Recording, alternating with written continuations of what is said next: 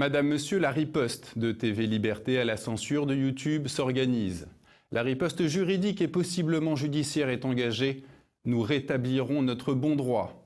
La riposte financière se poursuit. Grâce à votre mobilisation, notre objectif, 750 dons, est atteint. Soyez-en remerciés. La censure YouTube nous porte un nouveau coup qui nécessite de nouveaux engagements financiers importants. Il ne faut donc pas relâcher votre effort. La riposte de l'audience est entre vos mains. Regardez, diffusez, partagez, likez les programmes de TV Liberté. Abonnez-vous à nos nouvelles chaînes, faites connaître notre site tvliberté.com et nos réseaux sociaux. Organisez la viralité de nos émissions. La riposte est en marche, elle passe aussi par vous.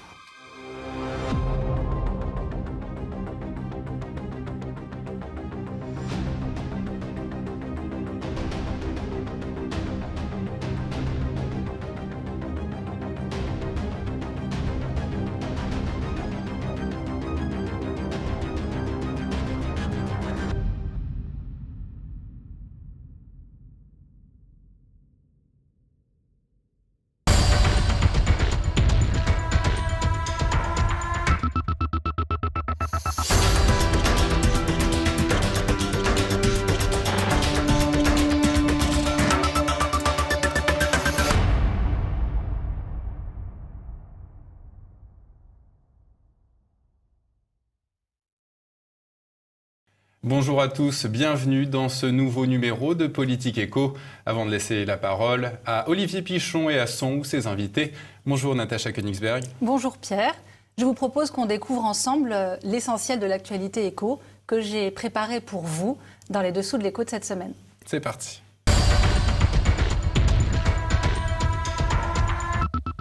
Cette semaine, à la une des dessous de l'écho, le gouvernement réfléchit à réformer la pension de réversion. 4,5 millions de retraités en France en bénéficient. Qu'à cela ne tienne, elle pourrait bientôt disparaître.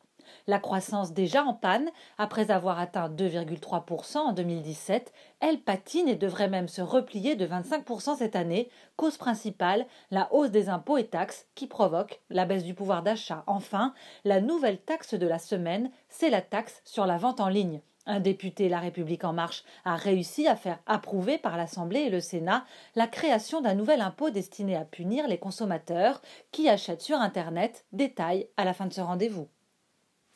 Difficile de ne pas y voir une attaque en règle de plus contre une institution pourtant multiséculaire, à savoir le mariage. Le gouvernement a en effet annoncé qu'il réfléchissait à réformer le fonctionnement de la pension de réversion, une pension qui permet aux conjoints survivants d'un couple légalement uni par le mariage de toucher une partie, en moyenne 50%, de la pension du disparu. 4,5 millions de retraités en bénéficient. Dans 9 cas sur 10, il s'agit de femmes, donc de veuves. 1 million d'entre elles n'ont d'ailleurs pas d'autres ressources financières que cette pension de réversion. Qu'à cela ne tienne, cela n'empêche pas le gouvernement de tout mettre sur la table, comme l'assume Agnès Buzyn, ministre de la Santé, mais aussi ministre des Solidarités.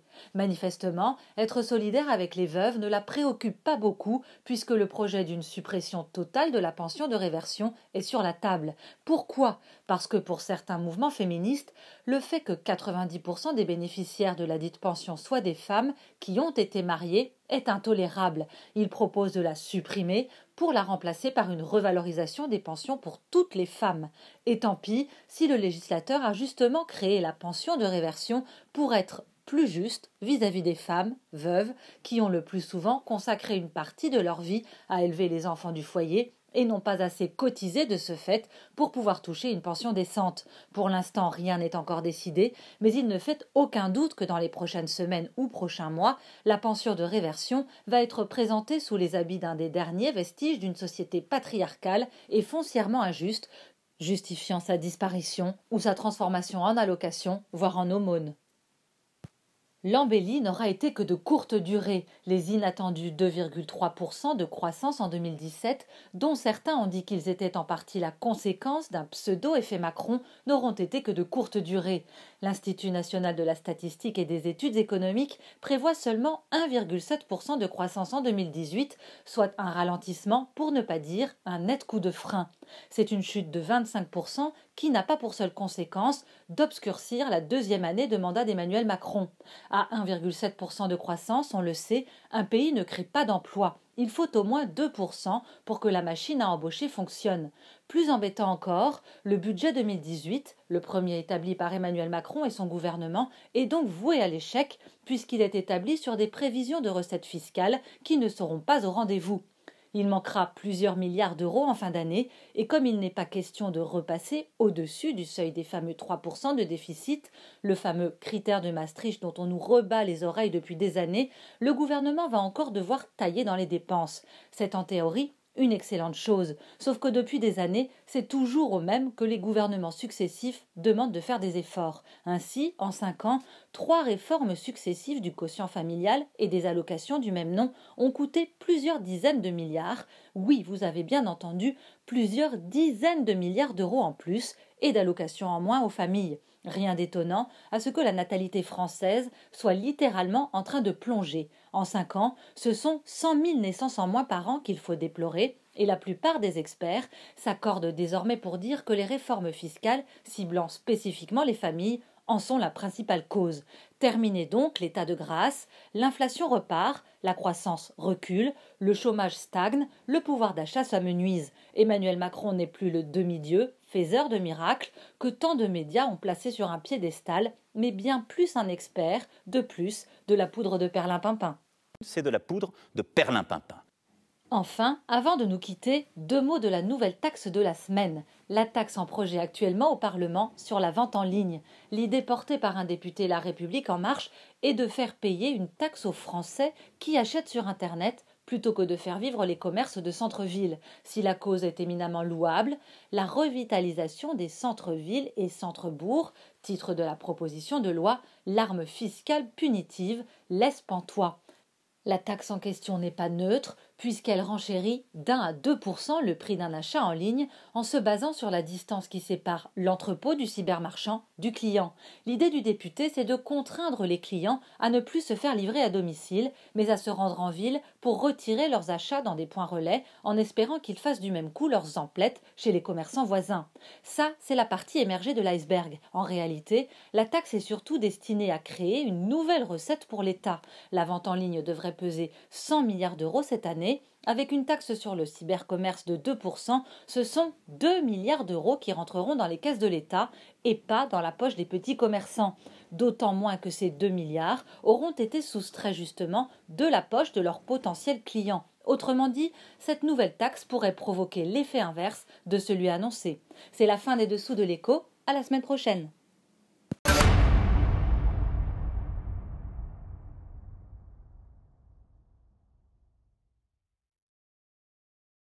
Bonjour à tous, bonjour chers téléspectateurs, bienvenue dans TV Liberté et Politique et Économie. Alors aujourd'hui, nous allons être plus politique qu'économique, quoique. Mon invité vous le démontrera, c'est Michel Geoffroy. Bonjour. Bonjour Michel Geoffroy, vous êtes énarque, personne n'est parfait, oui. Mais vous êtes un énarque défroqué. Et vous êtes un contributeur à la fondation Polémia, oui. Fondation de notre ami Jean-Yves Le Gallou, que sur cette antenne nous connaissons bien et que nous aimons bien. Et vous étiez l'auteur d'un dictionnaire de la novlangue, oui, ce qui laisse entrevoir à nos téléspectateurs l'objet de votre actuel livre, qui, je dois le dire, est un très bon bouquin. La superclasse mondiale contre les peuples. Alors, avec préface de Jean-Yves Le Gallou. Alors, chers téléspectateurs, un mot sur ce livre. Ce n'est pas un livre d'universitaire. Ça ne veut pas dire qu'il n'est pas sérieux. Non, pas du tout. Le langage sociologique, historique, l'analyse est là.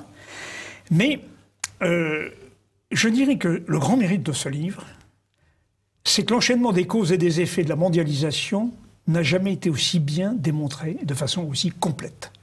Voilà, tous les mécanismes s'articulent les uns sur les autres grâce à votre contribution. Et c'est déjà un grand mérite. Mais comme je suis dans ma période de félicitations, eh bien je dirais que le livre se lit aussi avec une certaine passion. Parce qu'il y a un suspense. Parce qu'il est très angoissant aussi. je dois dire qu'il y a une dimension angoissante. Alors attention, c'est pas pour dissuader les lecteurs, loin s'en faut. Mais la mécanique de cette superclasse et son idéologie libérale-libertaire se déroule sous nos yeux. Et au fond, c'est 30 ans depuis la chute du mur de Berlin, depuis la chute de l'URSS, 30 ans de ce que nous avons subi quand nous n'avons pas approuvé ce nouvel ordre qui s'instaurait. Et finalement, jusqu'à la page 335, car c'est un livre conséquent, mais qui ne doit pas, encore une fois, dissuader les lecteurs, parce qu'il est passionnant. À partir de la page 335, on commence à respirer, parce que, enfin, je dirais que les menaces dont nous étions victimes trouvent les approches de solutions. La formidable machine à détruire les peuples n'est pas fatale. Et on va découvrir que les réponses sont en cours et que cette logique est en train de se retourner. Au fond, et j'en ai trop dit, c'est la fin d'un cycle auquel nous assistons, le cycle de la domination de cette superclasse mondiale.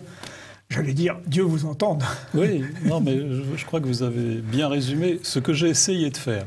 Je ne dis pas que j'ai réussi à le faire, mais j'ai essayé de faire. Vous avez réussi. D'abord, j'ai essayé de...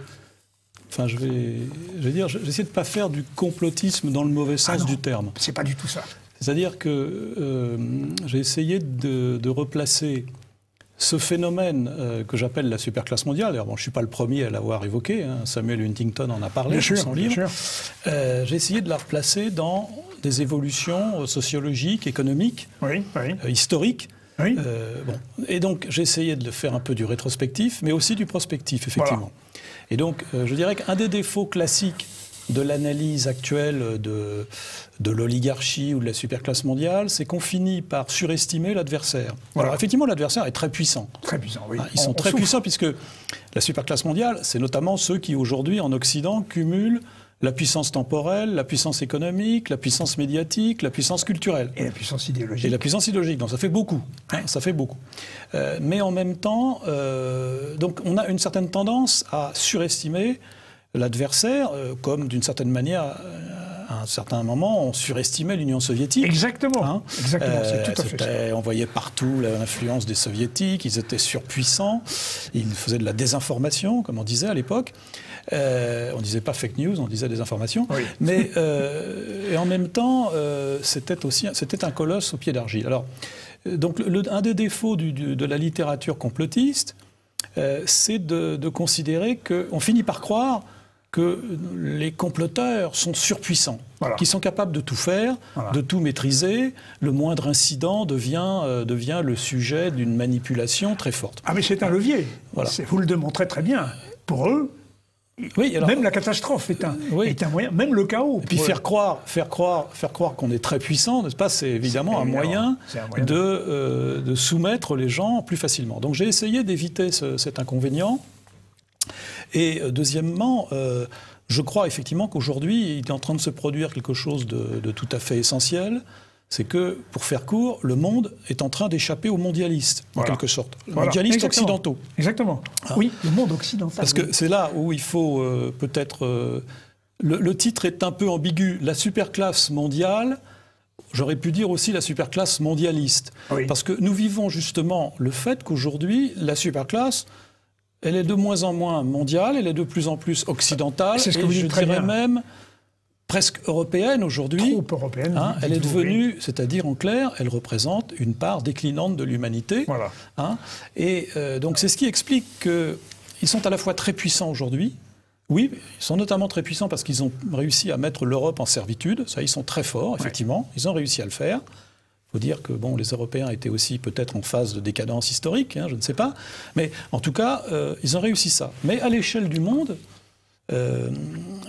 ces oligarques ne représentent une toute partie de l'humanité. Toute petite partie. Alors, Oui. je cite souvent un exemple.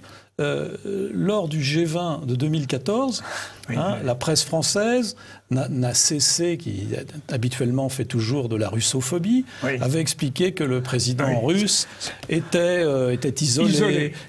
Personne ne voulait manger avec lui à table, il était dans son coin.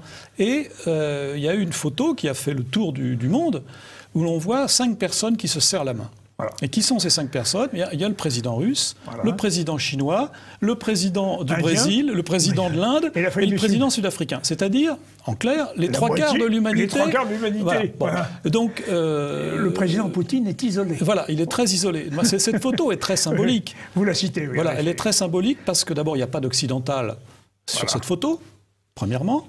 Et deuxièmement, on voit bien que où est la croissance démographique, où est la croissance économique? Elle est plutôt dans cette partie du monde qui, en plus, est en train de remettre en cause, lentement mais sûrement, la suprématie américaine, et en particulier dans le domaine du dollar. Enfin, bon, bref. Donc, j'ai eu un scoop extraordinaire. Je ne sais pas si vous l'avez, justement, à propos du dollar. C'est que Poutine aurait proposé de vendre le gaz en euros. Oui, il y a plus... Ah oui. Et voilà, il paraît que ça a été refusé par les oligarques européens. Bah oui. Ils ont inventé l'euro. C'est étonnant. Ils refusent de payer en euros. On voit bien que la Chine a élaboré sa propre agence de rating depuis un certain temps. Il y a des achats d'or croissants.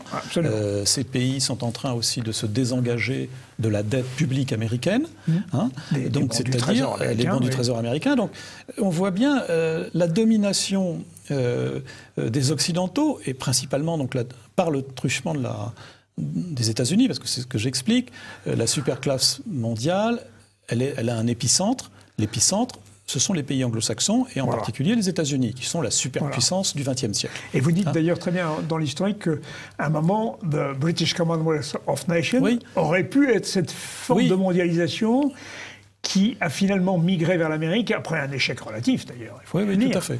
Alors, j'essaie de montrer que cette superclasse mondiale, qu'est-ce que c'est? C'est à la fois des gens qui cumulent la richesse, ce sont des gens riches, alors on évoque les super riches parfois, mais ce sont des gens très riches. Alors, les milliardaires anglo-saxons ont un grand rôle dans cette affaire. Alors il y a les statistiques, il y a tout, on voit tout, on voit les fortunes, les comparaisons, tout est dedans, tout est dans le livre. Donc alors, ces gens sont à la fois, ont un double projet en quelque sorte. Ils ont un projet de s'enrichir toujours plus, premier projet. Et puis deuxièmement, ils portent un projet politique particulier qu'on appelle aujourd'hui le mondialisme, qui n'est jamais qu'un vieux projet, c'est le cosmopolitisme. Il suffit de remonter à Diogène le Cynique. Diogène le Cynique, qui était d'ailleurs un fils de banquier, je rappelle, grec. Diogène le Cynique, 400 ans avant Jésus-Christ, a à peu près le même projet. Il explique qu'il faut supprimer les limites. No limits, c'est le principe... 68 arts, c'est le principe de la superclasse mondiale. Il n'y a pas de limite. Il n'y a pas de limite au pouvoir de l'argent et il n'y a pas de limite au pouvoir de ces gens qui veulent gouverner le monde à la place des gouvernements. C'est ça donc. Alors cette idée, j'essaie d'en tracer la généalogie, modestement, parce qu'il faudrait remplir plusieurs tomes, puisque c'est d'une certaine façon la généalogie de l'utopie. Oui, c'est une utopie. Avec une dimension eschatologique. Voilà, tout à fait. L'attente d'un monde, hic et nunc, ici et maintenant, qui réaliserait la plénitude de l'humanité. Voilà. Une forme de paradis sur Terre. Voilà. Et donc, cette idéologie spéciale, très particulière, cette utopie, a eu plusieurs formes dans l'histoire. Elle a eu, pour faire court, une forme révolutionnaire, qui reposait sur l'idée de la subversion de l'ordre brutale, violente, qui permettra de faire émerger un homme nouveau. Alors, nous savons que cette utopie a échoué au XXe siècle, sous la forme communiste, qui était sa dernière forme, mais elle a continué par une voie parallèle, qui est la voie du messianisme anglo-saxon. C'est ça. Parce que le messianisme anglo-saxon repose sur une vision religieuse des choses. Héritée à la fois du judaïsme et du protestantisme. Voilà, et du protestantisme, qui aux États-Unis va se développer d'une manière extraordinaire. Mais alors effectivement, j'évoque, ça a commencé en Grande-Bretagne, il y a d'ailleurs des liaisons très fortes, tout simplement parce qu'au XIXe siècle, la Grande-Bretagne, si le XXe siècle a été le siècle de la puissance américaine, le XIXe siècle est le siècle de la puissance européenne et surtout de la surpuissance britannique. Voilà. Et donc l'idée a été évoquée dans certains cénacles, notamment donc de Lord Milner, Alfred Milner, que vous citez abondamment, qui était oui, en effet. proche du milliardaire Cecil Rhodes. Donc nous voyons toujours les gens riches, n'est-ce pas? Ces milliardaires pensent qu'ils ont la capacité de changer le monde. Ah oui, mais ils se fréquentent beaucoup. Voilà. Et alors, Aginus Zinum Fricat. Et donc, ils ne sont pas des ânes non plus. Voilà, mais ce sont loin d'être des ânes. Très intelligents. Mais en même temps, ils se trompent. J'y reviendrai. Il ne faut aussi pas les surestimer. Non. Ces gens-là ne font que ressasser les mêmes erreurs et les mêmes utopies que depuis Diogène le Cynique. Voilà. Je le rappelle. En passant par les millénaristes du Moyen-Âge, voilà. Joachim de Fiore et bien d'autres encore. Voilà, ou Jacob Frank, tous ces gens qui pensent que les nations, ils vont pouvoir les supplanter et grâce à la création d'un gouvernement mondial. Alors, cette idée, pour revenir à ce que vous disiez, s'est concrétisée notamment en Grande-Bretagne avec cette idée du Commonwealth of Nations, oui. C'est-à-dire de créer un processus d'agrégation progressive. Il y avait le Commonwealth de la couronne britannique, et donc on allait agréger progressivement les États à ce Commonwealth, parce qu'on partait du principe que le meilleur gouvernement possible était évidemment le gouvernement britannique, la meilleure éducation possible était évidemment celle des universités britanniques, donc on ne voyait pas pourquoi les gens n'allaient pas adhérer. Ce mythe a échoué lamentablement, puisque le Commonwealth non seulement n'a pas augmenté, mais il s'est désagrégé, avec le départ de l'Inde, le départ de l'Irlande. Mais l'idée a continué et a été reprise par les États-Unis. Voilà. Et l'idée de la destinée manifeste des États-Unis, entre le Nouveau Monde et le Nouvel Ordre mondial, c'est la même chose, présentée toujours sous des termes nouveaux, mais c'est jamais que le même thème. Nous sommes les meilleurs du monde et donc nous devons naturellement imposer aux autres l'excellence de notre système. Voilà. Alors, nous, je le rappelle, c'est un comportement extrêmement dangereux, ce comportement messianique, parce que ça consiste à faire le bien des gens malgré eux. Voilà. Et on sait très bien, depuis Jean de La Fontaine, une fable célèbre, l'ours et l'amateur de jardin, que l'ours qui veut faire le bien du dormeur, parce que le dormeur a une mouche, va lui écraser la tête avec un pavé, c'est exactement la politique de ces gens-là. Mais encore une fois, ce sont des gens intelligents, ils se prennent d'ailleurs pour une élite mondiale. On pourrait discuter du terme d'élite, je l'évoque, c'est peut-être pas forcément une élite, parce qu'une élite, ce sont des gens qui s'engagent personnellement. Voilà. Alors, c'est vrai qu'ils s'engagent dans certains domaines économiques, mais pour le reste, ils se gardent bien de se mettre au premier plan. Exactement, on le voit. Alors ça, c'est très très bien analysé. On voit comment ils envoient leurs valets, leurs supplétifs, en réalité, au combat, en quelque sorte, se protégeant toujours. Regardez M. Soros. C'est très typique. M. Soros qui défend la société, ce qu'il appelle la société ouverte, qui est d'ailleurs une contradiction dans les termes, parce que tout ordre repose nécessairement sur une dialectique de l'ouverture et de la fermeture. Voilà, exactement. Bien sûr. Bon, donc l'idée qu'on a une société ouverte est une forgerie, encore une fois une erreur, une utopie, mais c'est pas lui qui va à Calais attaquer les gendarmes, non, il finance les no-borders qui vont faire des opérations contre la police pour favoriser l'installation des migrants. Bon, donc ces gens se présentent comme une élite, mais il ne faut pas oublier ce que j'essaie de développer. Ces gens ne font que répéter des grandes erreurs fondamentales.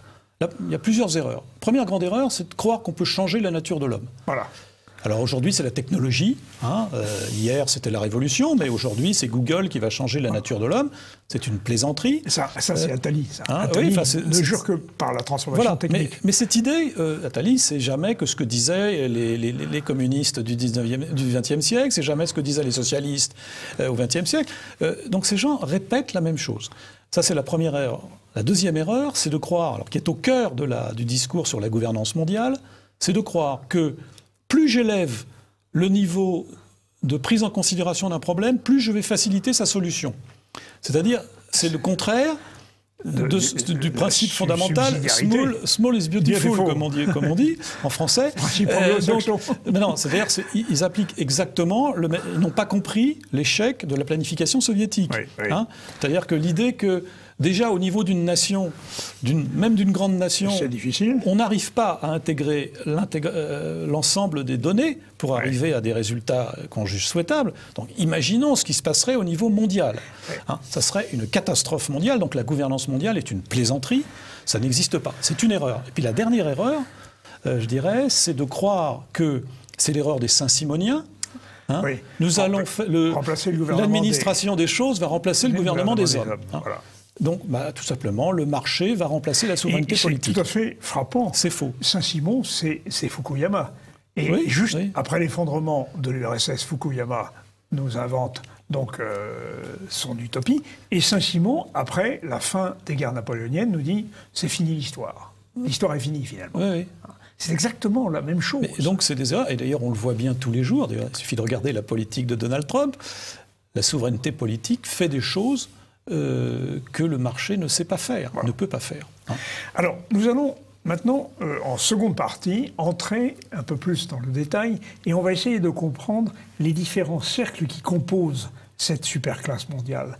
Parce qu'on n'a pas toujours compris le rôle que joue, notamment l'État, les États, dans ce système pyramidal de la superclasse mondiale. Ce sera l'objet, entre autres, de notre deuxième partie. D'accord. Ah oui, d'accord. Ça passe vite. Hein. Ah oui,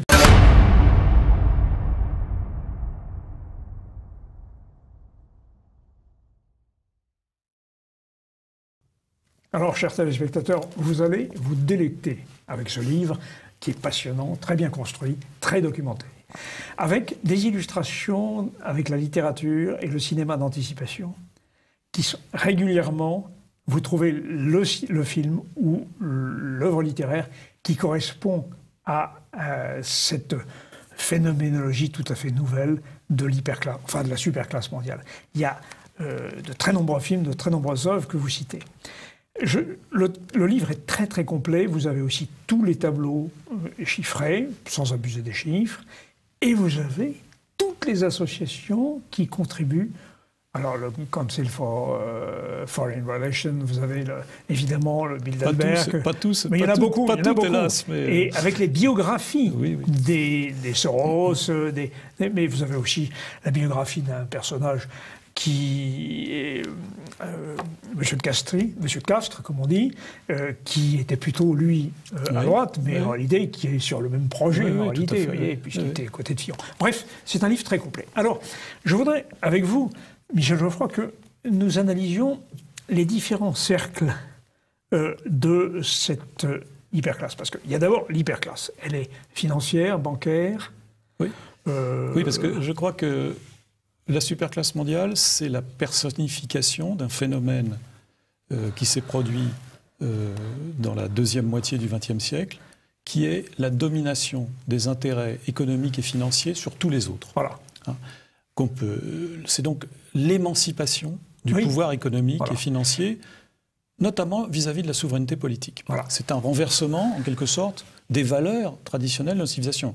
Rappelez-vous le général de Gaulle qui disait « la politique de la France ne se fait pas à la corbeille ». Eh bien, maintenant, c'est le contraire. D'abord, il n'y a plus de corbeille, mais en tout cas, la politique de la France ne se fait plus au niveau de la sphère politique, elle se fait fondamentalement au niveau de la sphère économique. D'ailleurs, on voit très bien les ministres, qu'est-ce que c'est qu'un bon ministre aujourd'hui? C'est quelqu'un qui passe des contrats, qui réussit à passer des contrats pour les grandes entreprises françaises. Bon, voilà, c'est ça. Bon. Donc, la superclasse mondiale, c'est ça, elle caractérise ce phénomène. Elle a pris le pouvoir, en réalité. Voilà. Alors, l'épicentre de la superclasse mondiale, c'est donc le pouvoir économique et financier, je dirais, mondialisé et dérégulé.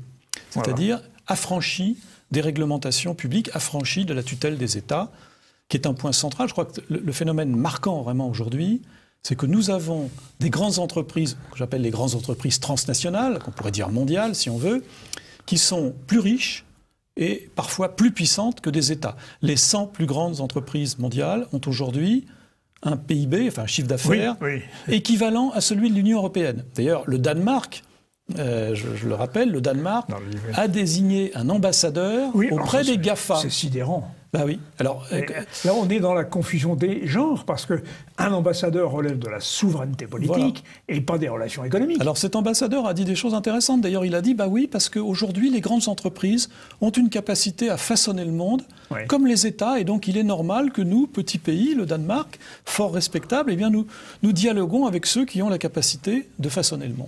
Ça, c'est un point très marquant. Qu'on a du mal à comprendre parce qu'on vit encore sur des schémas classiques. Mais regardez ce que font les GAFA aujourd'hui. Ils font de la censure politique. TV Liberté, on en sait quelque chose. TV Liberté le sait, mais il n'y a pas que TV Liberté. Ils font de la censure, c'est-à-dire que la censure, jusqu'à présent, était une attribution soit de l'Église, soit de l'État. Était une attribution de la fonction souveraine. Eh bien, aujourd'hui, c'est devenu une attribution de la fonction économique. Ce sont des gens qui décident de sanctionner les idées qui ne leur plaisent pas. Donc, en fait, les idées qui vont à l'encontre de leur projet mondialiste. Bon. Donc, on voit bien ce phénomène. Et donc, le cœur de cette superclasse mondiale, ce sont les financiers internationaux, les grandes banques, qui se sont libérés de la tutelle des États. D'ailleurs, je rappelle que pour l'Union européenne, l'indépendance, comme on dit, des banques centrales est une valeur. Une valeur, c'est quand même extraordinaire. Bon. Donc, et d'autre part, tous les dirigeants de ces grandes entreprises transnationales qui sont vraiment le cœur nucléaire. Alors, le cœur nucléaire, il est encore plus très largement anglo-saxon, puisque les États-Unis sont le pays où il y a les sièges de la plupart des grandes banques mondiales, sont le siège des grandes entreprises mondialisées aussi, et sont également le siège, on pourrait y revenir, bien sûr, du pouvoir médiatique, symbolisé par Hollywood. Bon. Alors, on voit très bien. Alors, vous avez des développements sur Hollywood qui sont passionnants. Le soft power, là, est analysé très en profondeur. C'est très intéressant. Inquiétant aussi. Inquiétant, oui, bien sûr. Ah non, mais on transpire jusqu'à la page... on a peur, hein. On a peur, mais... Et alors, cette classe, qui est une caste en réalité, est endogame. Elle se marie entre elles, on se voit entre soi. Alors, David Rothkopf a écrit un livre qui s'appelle « La caste ». Bon, moi, je serais plus nuancé, c'est-à-dire la caste s'applique très certainement au pouvoir financier international. Les grandes... il y a une certaine endogamie, il y a des filiations, on progresse, il y a des enfants, des familles jouent des rôles. Bon, c'est vrai. Maintenant, l'ensemble de la superclasse mondiale, de ces 4 cercles que j'évoque, alors je vais passer aux 3 autres, est sans doute un peu plus ouverte selon les États. Enfin, c'est très variable. Et ce qui lui donne d'ailleurs son aspect moins perceptible. On ne la voit pas comme une machine de guerre contre les peuples. C'est aussi, alors je disais, il y a une inversion du phénomène. C'est la souveraineté économique qui domine maintenant la souveraineté politique. L'autre inversion, c'est que ce pouvoir qu'elle représente est un pouvoir collégial, collectif, désincarné. Alors que dans notre civilisation, enfin en tout cas la civilisation européenne, le pouvoir doit être incarné. Nous sommes la civilisation de l'incarnation. Eux font le contraire. Ils ne se mettent pas en avant. Ils ne se mettent pas en avant. Et ils poussent les autres. Alors ça, c'est le premier cercle. C'est un cercle fondamental. Il n'est pas très nombreux. Je pense qu'on peut dire qu'il y a une centaine de milliers de gens au plan mondial. Ils ne sont pas très nombreux. Le deuxième cercle, c'est le cercle culturel des médias et de la culture. Et du showbiz. Et du showbiz, voilà. Alors pourquoi ? Pourquoi appartient-il, relève-t-il de la superclasse mondiale ? Parce que, tout simplement, il est acheté depuis très longtemps par les gens riches, par les médias. Les médias sont achetés par les grandes entreprises ou les grandes institutions financières en Occident, c'est une règle. Et donc, ça fait très longtemps, comme ça. Alors, on nous explique que c'est de la philanthropie, bien sûr. Donc, ça veut dire qu'aujourd'hui, ces médias... Alors, pourquoi ils jouent un rôle important pour la superclasse mondiale ? Parce que ils sont un instrument extraordinaire pour façonner l'opinion dans les pays occidentaux et donc pour diffuser l'idéologie de la superclasse mondiale. Et plus que ça, non seulement diffuser l'idéologie, mais réprimer ceux qui vont contre par des humiliations, la censure. Donc ça, c'est un phénomène très particulier. Et donc le deuxième cercle culturel, alors les cultureux se présentent toujours comme des gens libres, indépendants, libres, ils sont tous, parfois ils ont des sensibilités dites de gauche, mais la vérité, c'est que la plupart sont passés, je dirais, pour reprendre une formule célèbre du Colmao au Rotary. Ils sont dans un système économique. L'art, ce qu'on appelle l'art contemporain, en est l'illustration caricaturale. C'est un art financier. D'ailleurs, certains hôtes de Kéros dit le financial art. Hein, c'est un art de placement pour les riches, qui placent, puisque d'ailleurs, en France, je le rappelle, les œuvres d'art échappaient à l'ISF, comme par hasard. Décision de M. Fabius. Voilà, donc bref. Donc ça, le deuxième microcosme culturel, alors, qui est évidemment plus large que le microcosme financier, mais il est très lié au premier. Le troisième cercle... Alors ça, j'ai appris des choses. C'est le cercle des ONG et de ce qu'on peut appeler aussi la société civile, thème qu'on a vu se développer à la fin du XXe siècle. Alors qu'est-ce que c'est? Ce sont toute une série d'institutions, alors des fondations, des associations, diverses et variées, et des lobbies, qui ont pour fonction de faire pression sur le pouvoir politique sans avoir une souveraineté politique. Le meilleur exemple, l'actualité le montre aujourd'hui, en ce moment, les ONG immigrationnistes. Voilà, le navire Aquarius. Voilà, dont les financements sont assez obscurs. Ah oui, on ne sait pas. Mais qui ont des liaisons avec les mafias pour faire des trafics d'êtres humains en Europe. Bon, très bien.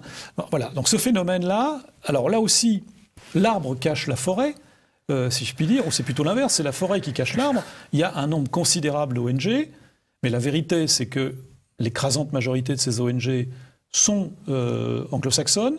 Elles défendent en fait une idéologie qui est très largement l'idéologie libérale, libertaire et cosmopolite de ces financeurs, puisque la plupart des financeurs... Les migrationnistes. Donc la plupart des financeurs sont en fait des milliardaires ou des grandes entreprises qui financent. Si vous regardez les sites, on parlait tout à l'heure des No Borders, No Borders sont financés par l'Union européenne, par M. Soros, par toute une série de grandes entreprises. C'est merveilleux. Bon. Donc, troisième cercle. Alors, ce cercle est beaucoup plus informel déjà, mais il a un rôle très important parce qu'il permet de contourner les États. On le voit bien, je pense, en Europe sur la politique d'immigration, mais si on regarde les pays du reste du monde, les ONG ont joué un rôle très important pour déstabiliser les gouvernements. Régime, bien sûr. Parce qu'on développe une certaine vision des droits de l'homme, mais toujours évidemment avec des prismes importants. Il y a des pays qui sont censés être horribles et d'autres qui sont beaucoup plus sympathiques. Voilà. Alors ça c'est un troisième cercle. Et le quatrième cercle, ce sont le cercle ce que j'appelle le cercle de la trahison des élites publiques. Voilà. Je suis très méchant. Non, mais les politiques. Je suis très méchant, mais c'est le cercle des institutions gouvernementales. Alors, ces quatre cercles ressemblent un peu à je dirais, quand on jette une pierre dans l'eau, il y a des cercles concentriques qui se développent. Et donc, plus on s'éloigne du centre, plus le centre a un pouvoir très concentré, très opaque. La transparence n'est pas pour eux. La transparence, c'est pour les autres.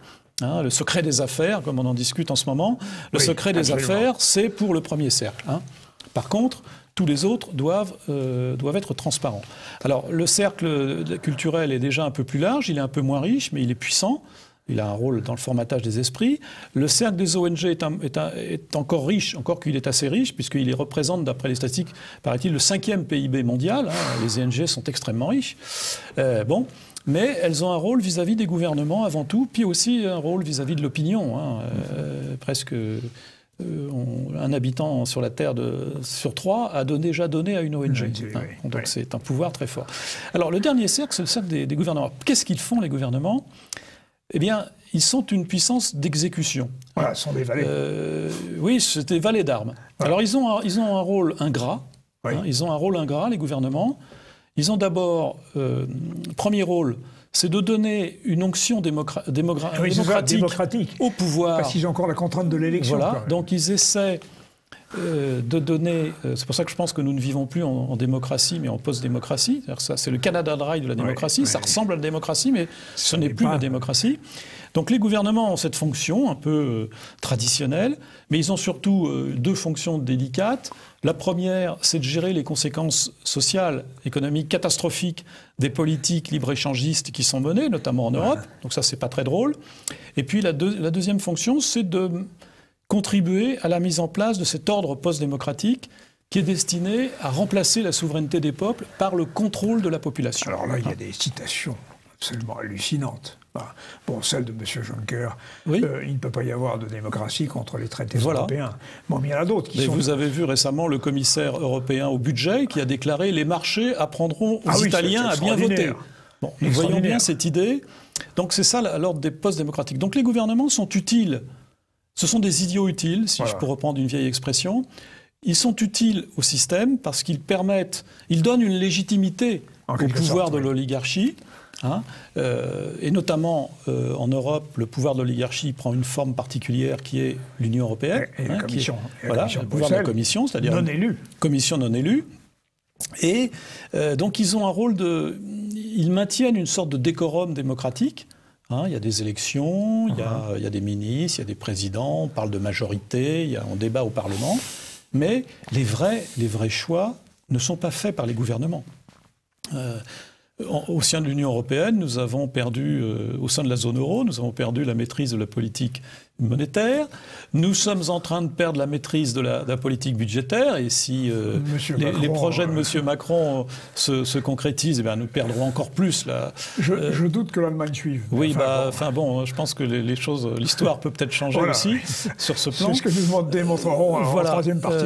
Et puis, je rappelle que le Parlement délibère sur à peu près 60% de textes qui sont élaborés par la Commission européenne. Bon, si vous voulez, donc le pouvoir... Aujourd'hui, le pouvoir politique tel que nous l'avons connu, nos parents, nos grands-parents et nous-mêmes, je suis encore de la génération qui a connu le pouvoir politique, et aujourd'hui, il est vidé de son sens, très largement, au profit d'autres institutions. C'est pour ça donc, que j'ai mis le 4e cercle. J'ai renversé un peu la hiérarchie traditionnelle. L'État est à la fin. L'État est à la fin, c'est un exécutant. Et le bien commun est totalement oublié. Beaucoup de Français s'imaginent encore que du peuple à l'État, il y a une relation, alors qu'il n'y en a plus. Non. Sinon, une relation répressive, ou en tout cas, travailler contre les intérêts du peuple, alors même que ces États sont dans la soumission de l'oligarchie. Oui, alors vous faites bien de soulever ce point-là. Je pense qu'un élément qui est à prendre en considération aussi, c'est ce qui s'est passé avec la chute de l'Union soviétique. C'est-à-dire la fin du communisme en Europe. C'est une très bonne nouvelle pour l'Europe. Mais il y a eu un effet collatéral, comme on dit. Un dégât collatéral. C'est que l'oligarchie financière, aujourd'hui, n'a plus peur du peuple. D'ailleurs, regardez comment on parle... alors, je cite la phrase célèbre de Warren Buffett. C'est pas n'importe qui, c'est quand même la 3e fortune mondiale, qui dit il y a une guerre des classes, mais c'est la nôtre, celle des riches, maintenant, qui va la gagner. Il dit ça en 2006. Pas un hasard. Regardez même la façon dont parle M. Macron aujourd'hui. C'est impressionnant. Il dit des choses qui auraient été inimaginables dans la bouche d'un président de la République il y a même 20 ans. On aurait dit, mais c'est pas possible. Vous traitez les gens comme des chiens, vous les insultez. Dans les gares, ils voient des gens de rien. Les ouvrières de l'usine GAD sont des illettrés, etc. Les dépenses sociales, ça coûte un pognon fou, comme il dit. Bref. Donc, ce phénomène, c'est que ces gens n'ont plus peur du peuple. Je dirais la parenthèse, si j'étais méchant, je dirais la parenthèse qui s'est ouverte en 1917, avec la menace d'une révolution communiste, s'est refermée. En 91, oui. Elle s'est refermée avec la chute du mur de Berlin, enfin la chute de l'URSS, la disparition de l'URSS. Encore une fois, c'est une bonne nouvelle. Mais n'oublions pas que cette époque, cette menace de révolution communiste a eu des effets très positifs pour moraliser je dirais le capitalisme, comme on dit, si je parlais comme M. Mélenchon. C'est-à-dire les politiques sociales, parce qu'on avait peur du peuple. Alors, elle a peur du peuple, cette classe. Nous allons en parler en troisième partie, sous une forme qui sera la suivante. Comment agit-elle? Mais nous allons aussi nous poser la question de savoir si elle va réussir. Or, toute la 4e partie de votre livre montre qu'elle est en voie d'échouer, ce qui est un motif d'espérer. Tout à fait.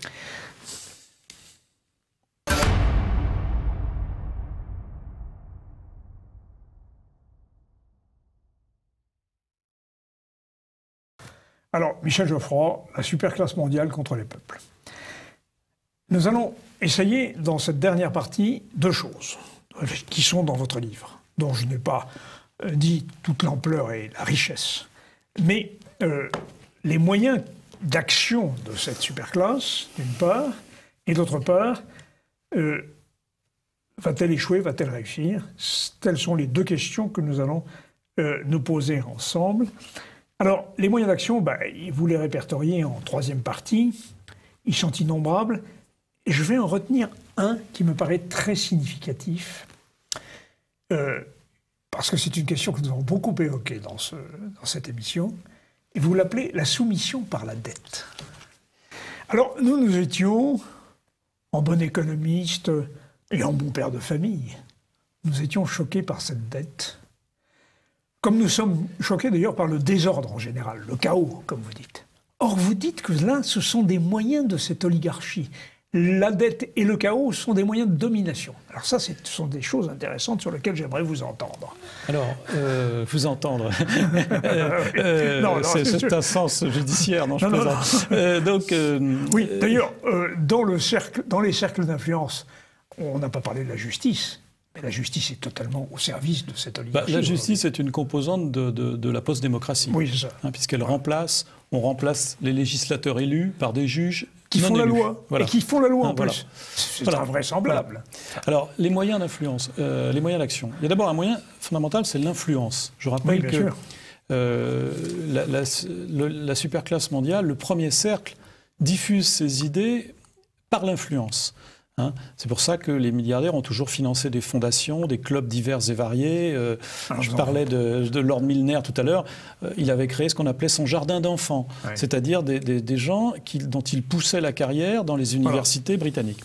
Ce phénomène continue d'exister. Aujourd'hui, c'est les Young Leaders, etc. Oui. Nous avons un certain nombre de présidents de la République qui sont passés par... Monsieur Hollande aussi, etc. Bon, bref. Donc ça, c'est un premier point qui est important parce que c'est un moyen pour l'oligarchie financière de ne pas se mettre en avant, mais de pousser en avant des hommes politiques ou des responsables d'entreprise, ou des responsables de médias, qui seront ses affidés. Docile, oui. Voilà. Ça, c'est le premier point. Alors, deuxièmement, le grand moyen d'action, je dirais, c'est la dialectique du chaos et du contrôle. Voilà. C'est-à-dire, ça correspond à cette ambition de destruction contrôlée. Alors pourquoi je renvoie notamment je pense que c'est Naomi Klein qui l'a bien étudié dans un livre célèbre qui s'appelle La stratégie du choc, qui met un parallèle entre la torture qu'on inflige à certaines personnes pour les déstabiliser et les conduire à agir dans le sens que l'on souhaite, et cette stratégie du chaos et du choc qui consiste à détruire les références d'une population pour lui permettre de se soumettre à cette politique libérale, libertaire, à laquelle, en toute logique, tout peuple normal ne devrait pas se soumettre. Donc l'idée qu'il faut déconstruire les frontières, qu'il faut faire venir le monde entier dans votre pays, ce n'est pas une idée naturelle. Mais donc on a besoin pour ça de créer des chocs, et rappelez-vous, le petit Elan, l'affaire du petit Elan, choc psychologique en permanence. Bon. Donc chose pour, toute proportion gardée, pour Mamoudou, c'est un petit peu différent. Oui, mais c'est un peu la même logique. C'est la même logique. Voilà. Bon, bref. Alors, donc cette stratégie du choc, elle est un élément très important parce qu'elle permet de déstabiliser les nations. Elle crée, alors, je vais prendre des grands mots, c'est une stratégie satanique au sens propre du terme. Satan, c'est celui qui divise. Bien sûr. Et donc, cette stratégie du choc permet de détruire les peuples. Il n'y a plus d'homogénéité des peuples, il n'y a plus qu'une succession d'individus qui ne se coagulent pas et qui ne sont pas capables de défendre leurs intérêts, collectivement. C'est ça le point central. Et donc, cette stratégie, elle peut se décliner de différentes façons. Dans le domaine militaire, la guerre est un instrument de choc aujourd'hui pour essayer de recomposer le Moyen-Orient, le Proche-Orient. Bon, idée folle, mais peu importe. Donc l'utilisation de la violence, la guerre, ça il ne faut pas l'oublier. Mais il y a la violence économique qui joue un rôle important. Alors, encore une fois, la déconstruction des régulations économiques et financières ou douanières est un élément d'introduction du choc dans les pays, et je pense que l'Europe aujourd'hui en est l'illustration dramatique. Bon. Alors la dette. La dette, pourquoi j'évoque ça? Parce que la dette ne tombe pas du ciel, si je puis me permettre. La dette résulte de mécanismes résultent d'une action consciente. Le premier mécanisme, c'est que la dette est la conséquence du pouvoir donné aux banques dans la création monétaire. Bien sûr. Et donc de la privatisation, je le dis, de la privatisation de la création monétaire. Et la création monétaire, c'est de la dette. Voilà, puisque c'est à partir de la dette qu'on crée de la monnaie. Bon, voilà. Ça c'est un premier point. Deuxièmement, les dettes dites souveraines, comme on dit, ne sont justement pas souveraines, elles sont justement introduites par les catastrophes économiques et sociales provoquées par l'idéologie libérale libertaire. Et en particulier deux fléaux, si je puis dire. D'abord, bien sûr, l'immigration qui a fait exploser les dépenses sociales, les budgets sociaux. Et puis, deuxièmement, ne l'oublions pas, la dérégulation fiscale qui a joué, qui a réduit en permanence les ressources des États. Voilà. Et qui a eu pour effet de paupériser les classes moyennes, puisque aujourd'hui... C'est celles qui contribuent à la fiscalité. Puisque des deux côtés, au-dessus et en dessous de la pyramide sociale, on contribue de moins en moins. Bon. Donc ça, c'est ça, cette théorie. Et le moyen, une fois que les États sont soumis à la dette, ils sont soumis en fait aux banques. Ils sont soumis... regardez l'exemple de la Grèce, qui est emblématique. La Grèce, berceau de la démocratie en Europe. En plus. La Grèce, aujourd'hui, soumise à un gouvernement qui n'est aux ordres de la Troïka, comme on dit, c'est-à-dire de la Banque centrale européenne. Voilà, bon, les banques. Donc, et quand le Premier ministre de l'époque dit « je vais soumettre au référendum ce que vous me demandez », on lui dit « c'est interdit, pas question ». Et on envoie la police anti-émeute contre les gens. Bon. Donc la dette est un moyen, est une conséquence des politiques qui ont été mises en œuvre. La police anti-émeute n'est pas celle des banques, mais celle des gouvernements, justement. Oui, bien sûr. Locaux. Voilà. Ce qui montre bien que la politique est le quatrième cercle de l'oligarchie. C'est ce que vous voulez faire. Enfin, si vous voulez, c'est ce que vous voulez faire. C'est l'État gendarme. Qu'aiment bien certains libéraux extrémistes, n'est-ce pas? L'État qui est uniquement là pour assurer le bon ordre dans la rue. Mais au bénéfice de qui? C'est ça la question. Bon. Donc, si vous voulez, l'endettement est un moyen de pression sur les gouvernements et les peuples. D'ailleurs, regardons l'extraordinaire matraquage idéologique qu'on fait sur la dette. Quand on calcule le nombre de dettes par personne, on dit vous avez... Bon, c'est un moyen de soumission, c'est un moyen terroriste, parce que la dette est tellement gigantesque que ça la fait peur. On se dit, mais on n'y arrivera jamais, n'est-ce pas, à s'en sortir. Bon. Donc il y a des mécanismes. Alors, je disais, c'est une dialectique du chaos et du contrôle. Parce que le chaos, jusqu'à un certain terme, jusqu'à un moment, le chaos débouche sur la nécessité de renforcer le contrôle de la population. Voilà. Bon, l'exemple le plus caricatural, je dirais, c'est la lutte contre le terrorisme. On ne s'attaque pas aux raisons profondes du mal. Qu'est-ce qu'on va faire? On va améliorer le contrôle de la population, le contrôle d'Internet, le contrôle des communications, etc., pour, paraît-il, lutter contre la terrorisme. Donc on voit bien cette dialectique du contrôle, et notamment débouche. Sur les armes, par exemple, c'est frappant. Bon. C'est tout à fait frappant. Donc c'est comme ça que fonctionne cette superclasse mondiale. Elle manie le chaos, elle provoque le chaos partout. Ces gens qui se prétendent une élite sont des gens qui créent le chaos en permanence. Le chaos migratoire en Europe, le chaos comportemental, c'est pas la destruction des valeurs, destruction des familles. Voilà, tout ça n'est donc pas fait partie de ce projet. C'est le vieux principe classique du chaos naîtra un ordre nouveau. Vieux principe.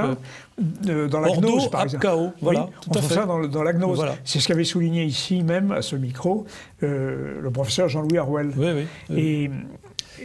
Et alors, c'est très frappant de voir comment, par exemple, on veut imposer à un certain nombre de pays des mœurs. Moi, je me souviens de cette interview du président sénégalais, Macky Sall, par cette jeune femme dont je suis en train d'oublier le nom. Elle est d'origine antillaise, je crois, une journaliste assez connue. Elle dit, mais pourquoi est-ce que vous ne voulez pas une gay pride à Dakar? Mais le président répond, mais parce que, madame, ça n'est pas dans nos mœurs, nous n'approuvons pas. Et souvent, des subventions sont à l'appui de l'acceptation de l'idéologie LGBT et compagnie. Bien sûr, mais bien entendu. C'est du chantage, ça s'appelle du chantage économique. Ça s'appelle du chantage économique. Vous faites d'ailleurs un chapitre sur le chantage économique. C'est du chantage économique, c'est-à-dire... Mais ce que vous citez est un... C'est Audrey Pulvar. Oui, d'accord, tout à fait. Donc, ce que vous dites est une illustration de ma dernière partie. justement, ça ne marche pas. Voilà. C'est-à-dire que... C'est ça. C'est qu'on voit bien, quand même, dans la dernière partie, je crois qu'il faut en parler, c'est très important, ça ne marche pas. Bon, c'est en train de se retourner. Alors je crois que, effectivement, ces gens sont très prétentieux. Ils s'imaginent qu'ils ont cru que la diffusion de la technologie occidentale allait s'accompagner de l'adhésion du monde à l'idéologie occidentale. Fatale erreur. Ils n'ont pas compris ce qui s'est passé en 1905 dans la guerre russo-japonaise. Ils n'ont pas compris qu'on pouvait prendre la technologie des diables étrangers, mais pas pour leur ressembler. Ce fut la défaite de Tsushima. Voilà. Donc, toute la flotte russe envoyée par le fond par les dreadnoughts japonais. Fabriqués en Angleterre. Les blindages. Peu importe. Mais c'est une illustration du fait que nous revivons cela aujourd'hui. Rappelez-vous, dans les années 80, on disait le jean va remplacer le tchador, va supplanter le tchador. Eh bien, non, c'est une erreur. On peut très bien porter un jean et avoir un tchador et en plus une kalachnikov en plus. Bref. Il est en train de se passer plusieurs choses. D'abord, ce que je dirais, c'est le rejet de l'occidentalisation du monde. Nous vivons ça aujourd'hui.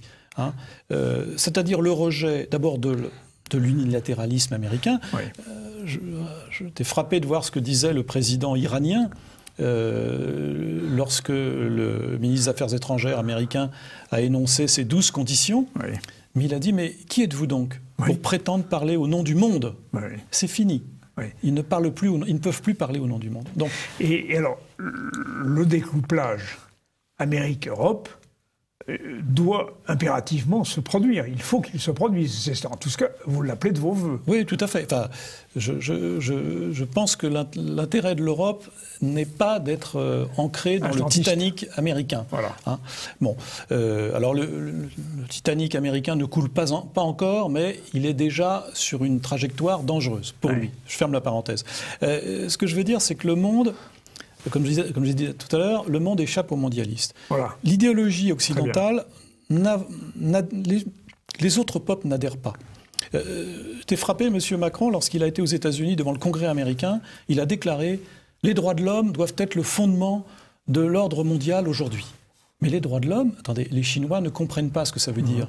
Les Chinois la Chine n'est pas une civilisation individualiste. L'Afrique que vous citiez a élaboré à Monrovia sa propre déclaration des droits de l'homme, qui prévoit les droits à garantir son identité, les droits de la famille, tout le contraire, de l'idéologie occidentale. Donc Audrey Pulvar peut sans doute dire pourquoi vous ne faites pas une Gay Pride, mais les Africains doivent dire mais nous on ne comprend pas pourquoi il faudrait faire une Gay Pride. Donc ces valeurs occidentales se rétrécissent. Je dirais, la parenthèse de la Renaissance se referme. Pendant très longtemps, le monde occidental séduisait le reste du monde. Les élites du reste du monde ne rêvaient que d'une chose, c'est d'aller à Oxford, faire leurs études à Oxford, ou à défaut à la Sorbonne. Donc, aujourd'hui, c'est fini. Les élites veulent être elles-mêmes. Elles veulent... Avec leurs composants propres. Et donc, nous vivons ce monde, c'est pour ça qu'on appelle ça le monde multipolaire, en langage bureaucratique, mais ça veut dire quoi? C'est tout simplement que les grandes civilisations, aujourd'hui, reprennent la place qu'elles avaient eue, mais qu'elles avaient perdue.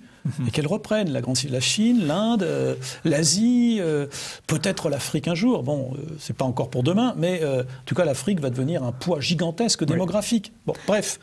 Donc, les Occidentaux qui pensent qu'ils vont pouvoir, qui continuent à pouvoir régner sur le monde en diffusant leur idéologie, c'est fini.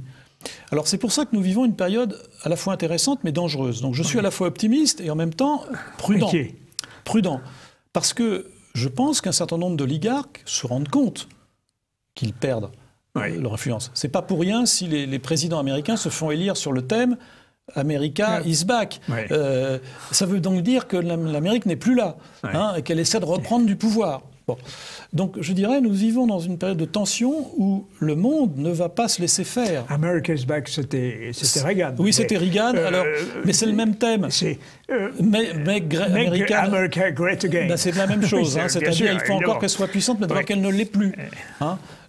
Donc c'est bien ça, la réalité. Donc nous vivons un monde nouveau. Et pour nous aussi, Européens, il faut qu'on s'habitue à ne plus être les maîtres dans le monde. Il va falloir qu'on s'habitue à vivre avec des civilisations qui ont une autre échelle de valeurs. Justement, alors vous en parlez. elle se rapprocher de la Russie, par exemple. Sortir de la démonologie anti-russe. Oui, enfin, je veux dire, nous avons... D'abord, je pense fondamentalement que le XXIe siècle, ce sera un monde de grands ensembles, de grandes puissances, et qui sont également de grandes nations. Oui. La Chine, c'est quand même une nation. L'Inde, c'est la plus vieille, la plus grande démocratie du monde, c'est l'Inde, je le rappelle. C'est un État fédéral.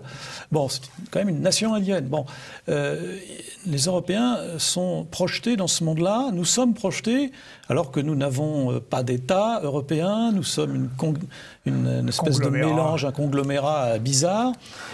Donc ma conviction profonde, c'est que dans ce monde-là, pour compter, pour exister, il faut être puissant, il faut faire bloc. Bien sûr. Hein, parce que, mais pas à la façon de Bruxelles. Pas forcément, non. Bruxelles ne veut surtout pas...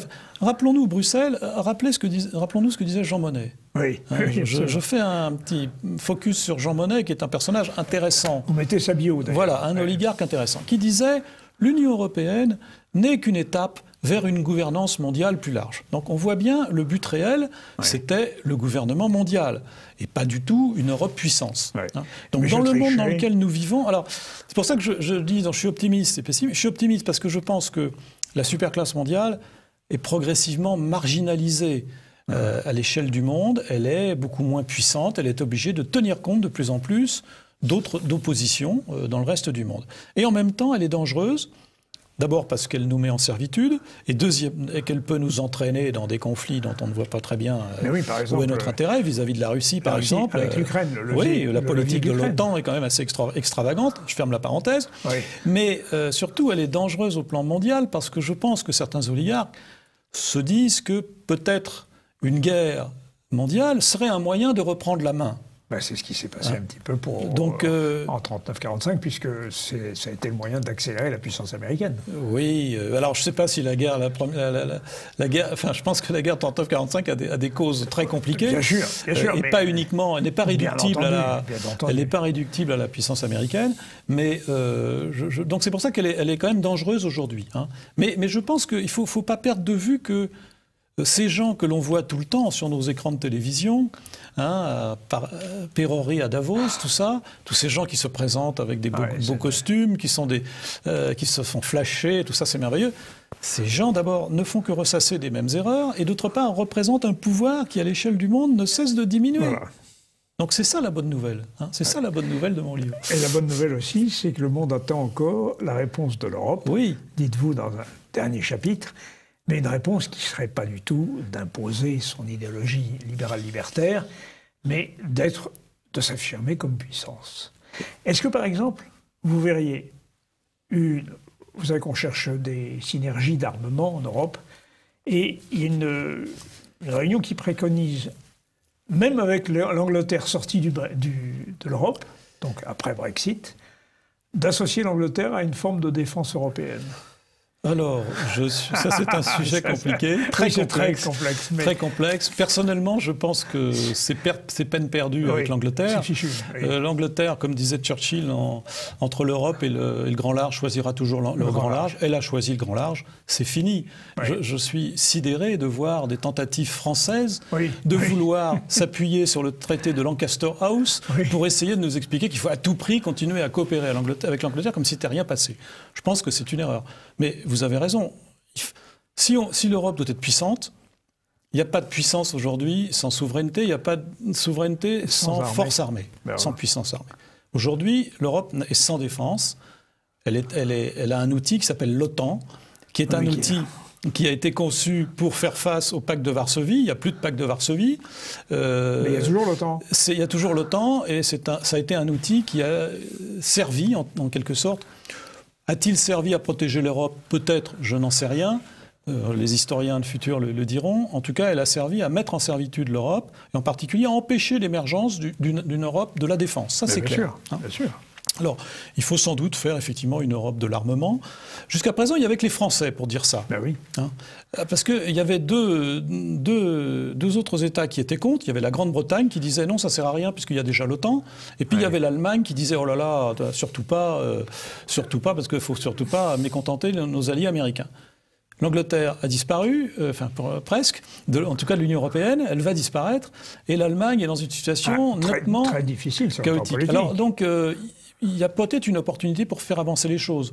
Je pense d'ailleurs qu'un certain nombre de gouvernements aujourd'hui se rendent compte. D'ailleurs, même Mme Merkel l'a déclaré. Mme Merkel, M. Macron n'a rien dit, mais Mme Merkel a dit il faut que les Européens comprennent qu'ils ne peuvent plus compter sur le parapluie américain éternellement. Elle l'a quand même dit. Hein. Donc je pense que les esprits mûrissent. Mais il y a encore beaucoup de chemin à parcourir, parce qu'en particulier les pays d'Europe de l'Est ne jugent que par le parapluie américain. Ah oui, ça c'est très frappant. Hein, donc, même le pacte de Visegrad, par exemple, ou l'initiative des Trois Mers, proclament leur atlantisme, alors même... Maintenant, comme disait Dominique Vénère, l'histoire est le lieu de l'inattendu. Voilà. Peut-être qu'une alliance peut éclater, une alliance peut changer d'orientation. Les États-Unis considèrent que les Européens ne contribuent pas assez à la défense de l'Europe. Ils n'ont pas tort, ils ont raison.